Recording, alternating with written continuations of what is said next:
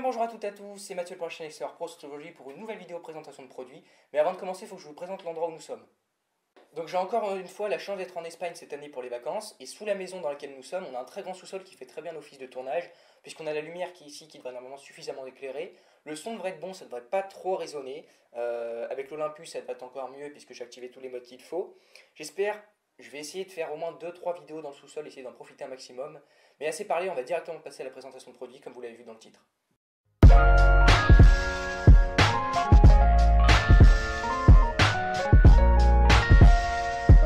Yeah, good.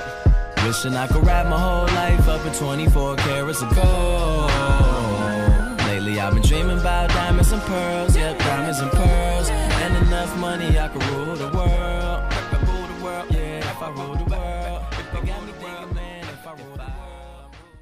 Donc vous l'avez vu dans le titre, le DJI Phantom 3 standard, c'est le drone par excellence chez DJI qui correspond vraiment aux débutants. Si vous voulez commencer le drone, c'est celui que je vous recommande. Sur le site officiel, il est à 500 € si je ne dis pas de bêtises. Mais vous avez toujours la possibilité de le trouver un peu moins cher sur tout ce qui est Cdiscount, etc. etc. Donc voilà, c'est pas mon drone, c'est celui de mon frère qui l'a reçu pour son anniversaire, mais il va quand même pas mal nous servir pour tout ce qui est plan, par exemple en overboard dont je vous parlerai un peu plus tard. Quand je vais faire du cyclisme, quand je vais présenter des produits, etc. Ça va vraiment être beaucoup plus facile. Donc on va directement passer à ses fonctions en apparence. Donc le DJI Phantom 3 de couleur blanche. Alors, comment on reconnaît l'avant déjà pour commencer? Vous avez ici les petits anneaux rouges qui vous indiquent donc l'avant du drone. Ce qu'il faut savoir que sur le standard c'est rouge, sur le milieu de gamme c'est du gris, et sur l'Advanced, le plus haut de gamme, ça sera une couleur un petit peu or. Vous reconnaissez également grâce au LED rouge ici, qui reste toujours rouge, donc qui vous indique en plus l'avant du drone.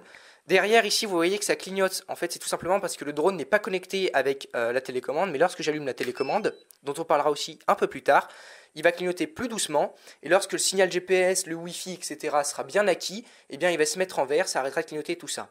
Ici, de ce côté, vous avez la batterie, qui est là, donc qui est allumé avec le témoin de charge. Donc on parlera un peu plus tard aussi de cette batterie. Et de ce côté-là, vous avez également la caméra qui est juste ici, vous voyez, en plus, donc là ça vous permet de bien voir la couleur du drone. Vous avez la caméra qui est connectée juste ici et dont on parlera aussi un peu plus tard. Alors au niveau du proportion du drone, donc vous voyez qu'il est quand même un petit peu mastoc, c'est à peu près 30 cm d'envergure sans les hélices. Et en tout, il pèse à peu près 800 grammes, c'est-à-dire 500 grammes sans la batterie. Et avec, je regarde mes notes en même temps, donc c'est normal. Et en même temps, la batterie pèse 300 grammes, donc vous comptez à peu près 800 grammes. On va directement passer aux caractéristiques du drone. Donc avant que je commence, il y en a beaucoup, donc si vous me regardez mes notes de temps en temps, c'est normal, c'est parce qu'il y a beaucoup de choses à voir. Donc on va directement commencer avec l'assistant de vol. Donc qu'est-ce que l'assistant de vol? Lorsque vous allez décoller, votre drone va enregistrer votre position GPS. Et admettons qu'il y a un problème de signal, que le signal se coupe, ou qu'il n'y a plus de batterie dans le drone, ou même si c'est vous qui voulez le faire, eh bien le drone reviendra automatiquement à la position de laquelle il a décollé. Ensuite, 4 fonctions intelligentes de vol. Donc on va commencer par la première.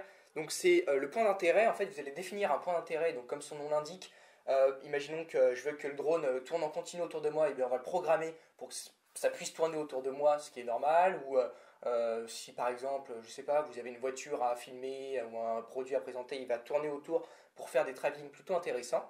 Donc ça c'est pas mal. Vous avez ensuite le mode Follow Me, le mode Suis-moi si vous traduisez littéralement.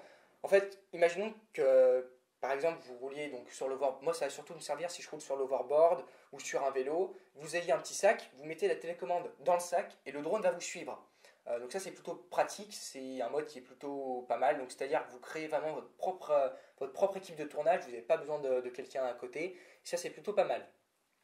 Vous avez ensuite le mode waypoint, donc ça vous permet de planifier des itinéraires de vol. Par exemple, vous dites au drone, je veux que tu passes là, je veux que tu passes là, je veux que tu passes à tel endroit. Moi, personnellement, je ne vois pas trop l'intérêt pour mes vidéos, mais ça peut servir pour d'autres personnes. Et vous avez ensuite le mode yoke, donc ça vous aide à programmer le drone selon ce que vous voulez faire voler, selon comment vous voulez l'utiliser. Et puis après, bien sûr, vous avez le mode normal sans tous ces trucs-là. Et c'est presque aussi bien. Donc au niveau de la batterie, on est sur une batterie de 4500 mAh, donc c'est plutôt pas mal, c'est assez correct. Le constructeur annonce à peu près 25 minutes de vol. Après, ça dépend toujours du temps de vol, de la fonction de comment vous volez, si vous voulez avec beaucoup de vent, si vous voulez assez sportivement. Enfin voilà, ça dépendra toujours. Nous, avec nos tests, à peu près 15-20 minutes de vol, ce qui est largement suffisant. Elle est équipée du Intelligent Flight Battery, donc ça nous permet vraiment d'avoir en temps réel la batterie qui reste sur le drone en fonction de la distance à laquelle ça se trouve de nous, en fonction de l'altitude. Et ça c'est vraiment pas mal. Et puis si c'est un problème, c'est directement envoyé, toutes les informations sont directement envoyées sur l'application. Donc au niveau de la caméra, c'est une caméra de chez Panasonic qui filme en 2,7K, donc c'est vraiment pas mal. Pour ma part, je le filmerai simplement en Full HD, donc en 1080. Pourquoi? Parce que ma caméra est en 1080 et j'ai peur que ça fasse trop de différence entre les deux vidéos. Et surtout parce que c'est beaucoup plus long à upload. Et puis je pense que voilà, le 1080 c'est largement suffisant. Et au niveau des photos, c'est du 12 mégapixels. Ce qui est intéressant de savoir sur cette caméra, c'est une caméra qui est fixée sur 3 axes. Qu'est-ce que ça veut dire? Ça veut dire que lorsque le drone, je vais vous le montrer là, lorsque le drone est penché par exemple de ce côté-là, vous voyez que la caméra reste toujours très stable. Vous voyez qu'elle ne bouge pas, même quand il est comme ça. Et ça, bon là, elle bouge, mais bon, c'est parce qu'il est vraiment penché, mais pour le faire pencher comme ça, il faut vraiment le vouloir. Et donc ça, c'est plutôt pas mal, donc la caméra restera toujours stable. Ça permettra vraiment de faire des travelling qui seront vraiment sympas. Donc au niveau de la télécommande, comment elle se présente? Je rapproche simplement le téléphone. Hop. Donc comment elle se présente? Donc vous voyez qu'elle est quand même déjà assez mastoc. Vous avez ici le support pour téléphone. Donc pour mettre votre téléphone dessus, c'est plutôt pas mal. Comme ça, vous avez un retour direct vidéo. Donc là, vous avez un léger aperçu de l'application que l'on verra après. Vous avez ici donc les deux leviers de commande qui sont vraiment très très simples ici. Ici, vous avez le bouton pour lever et descendre la caméra.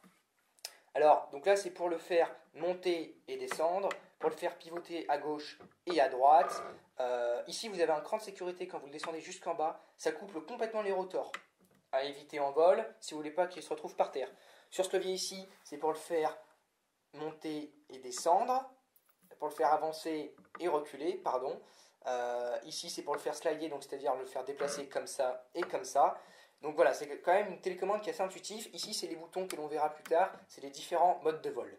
Et bien voilà, c'est la fin de cette vidéo sur le DJI Phantom 3 standard. Je vous mettrai le lien de ce petit monstre en description.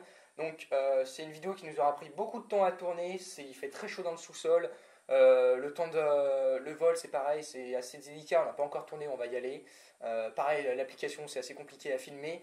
Donc là vraiment, si la vidéo vous a plu, laissez un pouce bleu, commentez, n'hésitez pas à la partager, à vous abonner également. Et puis quant à moi, je vous dis à très bientôt pour toujours plus de vidéos. Bye tout le monde!